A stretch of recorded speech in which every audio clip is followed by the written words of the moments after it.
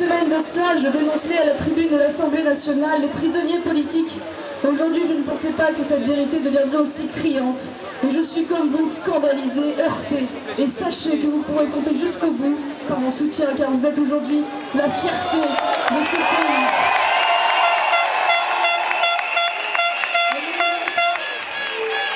Ne vous direz pas que ça n'est pas innocent, vous êtes pour eux un alibi formidable de ne pas parler des véritables dangers qui menacent ce pays, et je ne parle pas en cela du chômage et de l'austérité, je parle de ce qui menace véritablement les fondements de la République, l'ordre public, pour reprendre des mots qui sont chers à M.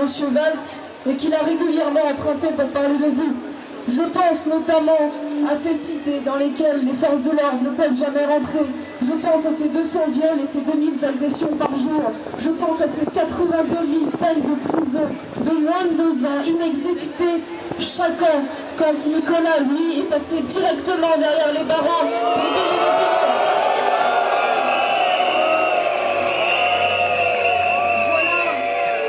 Voilà qui mériterait bien quelques mandats de dépôt et l'intransigeance de nos magistrats, si tant est que celui qui a envoyé Nicolas derrière les barreaux ne fasse pas partie du syndicat de la magistrature.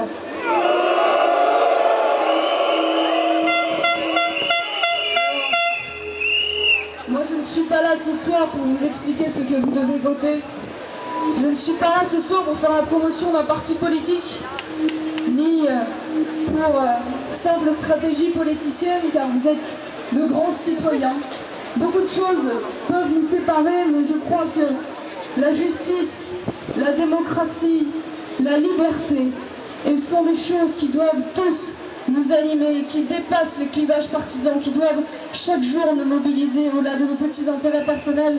C'est pour ça que je suis là ici ce soir et je salue les propos de M. Ménard qui nous disent qu'il n'y a pas de plus grand honneur que parfois se mobiliser pour les gens qui ne pensent pas comme nous. Et c'est ça qui fait notre différence et notre force.